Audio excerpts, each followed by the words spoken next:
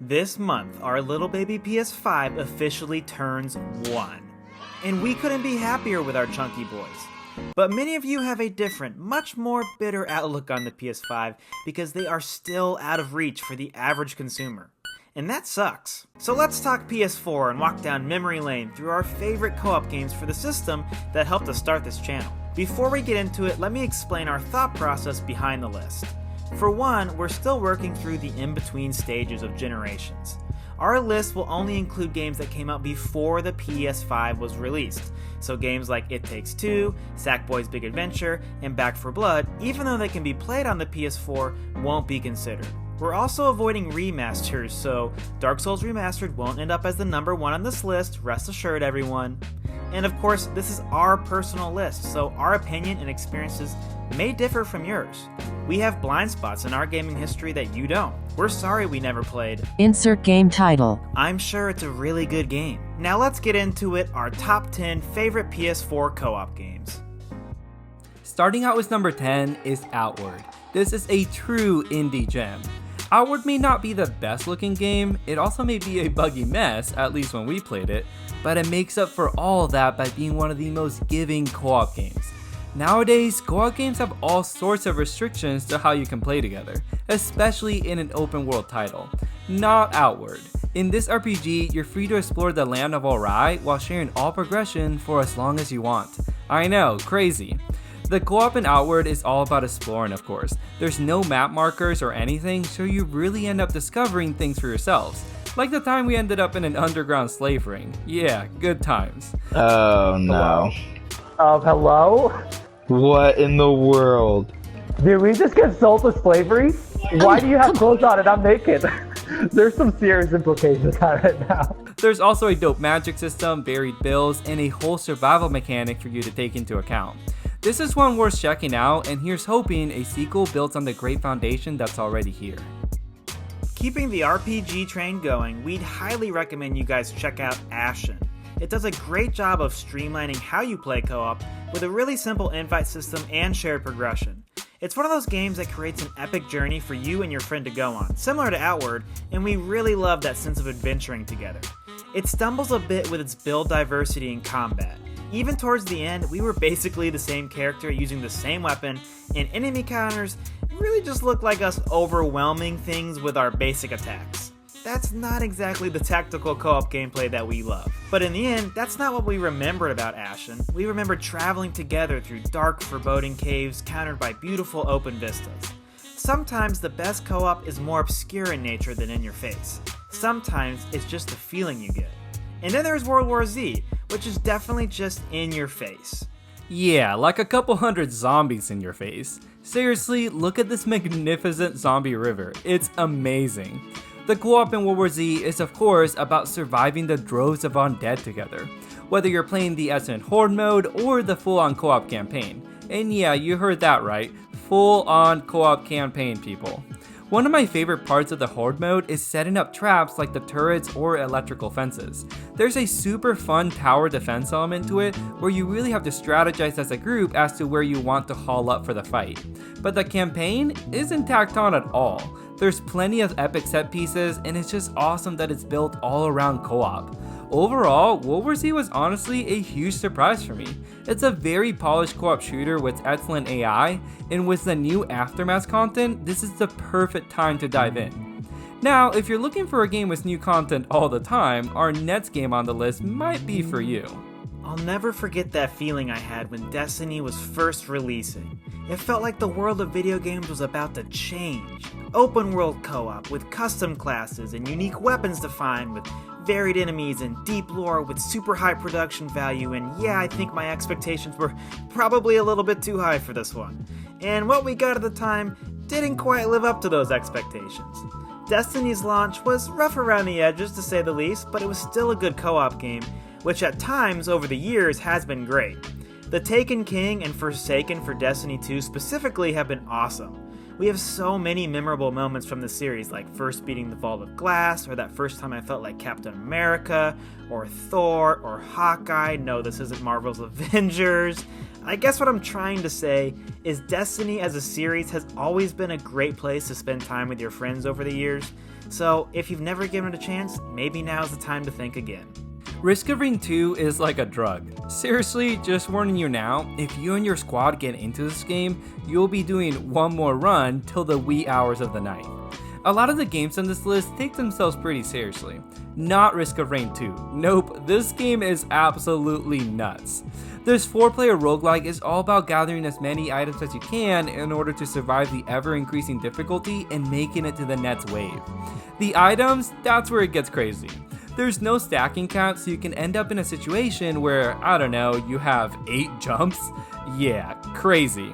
This is the kind of co-op game that's just a good time with friends. Sure, you can get into finding specific builds, unlocking characters, coming up with team synergy, all the classic co-op stuff. But at the end of the day, it's really just about hopping on, doing some crazy runs, and just having a good time. It's that simple. Now, if you really like that arcadey feel, you're gonna love this next title. Okay, I'm just gonna come out and say it. Remnant is easily our favorite Souls-like game. Yes, better than Ashen, better than Outward, and even Lords of the Fallen? Yeah, no, I'm kidding. We never even played Lords of the Fallen. But seriously, Remnant is a great game and an even better co-op game. All of what we believe are the right ingredients for a great co-op experience are here. You've got an easy system for meeting up with friends and shared progression. You have interesting build options that make gameplay tactical and cooperative. You have tense boss fights that require coordination and communication. And it's all wrapped up in a simple arcade level-by-level gameplay loop that we loved. I think Remnant is one of those games that we suggest to anyone who asks for something to play with a friend. So if you're looking for a good title to sit down with for, let's say, 10 to 20 hours, I think you should consider this. I don't think you'd regret it. Nowadays, there's no shortage of live service co-op games or looter shooters, a genre that really came into its own with the last generation of consoles. Borderlands set the stage, then Warframe came along, and Destiny of course, and then we had Anthem. Yeah, we don't talk about that one. But while all these games can be played with friends, Tom Clancy's The Division 2 really takes the co-op seriously. It is by far the most tactical co-op shooter we've played by forcing you to coordinate positions with your squad, timing skills together, and of course, choosing complementary builds. Our squad had such a great team comp when we played this last year, like our boy Jake, who made an amazing range build utilizing a sniper and a laser turret, which then provided cover for Andrew to rest the enemy with his tank shield build. And you pretty much have to play this way if you want to survive the difficult endgame content. Speaking of content, my god, there's so much of it. But here's the thing, it rarely felt like we had to grind to infinity. This game respects your time, and for that reason, we think this is the best co-op live service game to jump into with your friends. Well, I mean, if you know us at all, then you knew we had to sneak in our boys at From Software somewhere in this video, right? Dark Souls as a series has always been our favorite co-op game for plenty of reasons. It typically allows you to have different builds that work together when fighting their famously difficult enemies and bosses. And those challenges always force you to communicate and strategize before a particularly tough fight. We often felt like without each other by our side, we'd perish in the fire, in the sunlight of Gwyn, the Lord of Sun. Yeah, sorry about that. Sometimes the Dark Souls monologue just comes out and I can't help it. If we had to choose a specific FromSoft game from this generation, it would be Dark Souls 3. Dark Souls 2, while great, didn't have that same interconnected world that was really fun to open up and explore together, while Bloodborne didn't give us those diversified builds that we had come to expect at that point. Either way, any one of these games would be worth your time, if you're willing to face the darkness that lies within the soul of your kinship and the unbreakable bond. Monster Hunter World was the first Monster Hunter game Andrew and I have ever played, I know. And while it was really overwhelming at first, we got hooked on it real quick. The co-op in World all boils down to one thing. Hint hint, it's kinda in the name. Of course, it's about the monsters. Unlike other games on this list, there's not much cooperative moves here, unless you play the hunting horn, which if you do, respect. Instead, it's more about learning the ins and outs of each beast, learning how they tick, what's going on in that pookie brain, you know? Then once you do, you start coordinating the perfect hunt, calling out that bear rush rushing in, knocking him down for an all-out attack, and then reaping the rewards of his death. It's a good time. Even without cooperative moves, there's some sick build variety here. This is the game where Andrew fell in love with the Insect Glaive, and where I mastered the Charge Blade. And that's the thing, even though these are totally separate playstyles that rarely interact, they completely change the way you enjoy this game. We ended up sinking hundreds of hours into this one, and we honestly don't regret it. So if you're looking to get into the series, grab some friends, cause this is the best way to dive in. What makes Divinity Original Sin 2 our #1 PS4 co-op game is the unparalleled freedom you feel despite the fact that you're sharing the world with your friends. Each player has the freedom to explore where they want to explore and make the story they want to make. I think each of us felt like we had our own agency to determine the outcome of our campaign, and that's not something you typically feel in a single-player story, let alone a multiplayer story. I mean, at one point during a climactic battle, Jake actually betrayed us and temporarily became the bad guy. I will literally never trust this man again. Couple that unique player agency with a tactical combat, and you've got a recipe for a really interesting co-op experience. Each battle felt like an opportunity to show off what our builds could do for the team. In one battle, I might have been the hero because of my defensive build, or the next Gabe because of his overwhelming fire attacks. It's not necessarily for everyone because of its depth, but I think it's amazing, and if it even looks remotely interesting to your friend group, you should give it a try because there's truly nothing quite like it. And there you have it, our top 10 PS4 co-op games.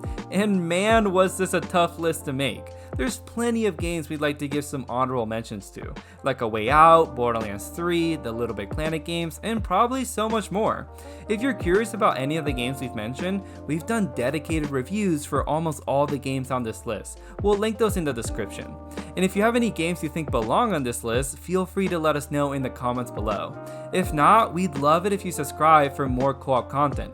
Otherwise, we'll see you next time on another episode of The Co-op Bros.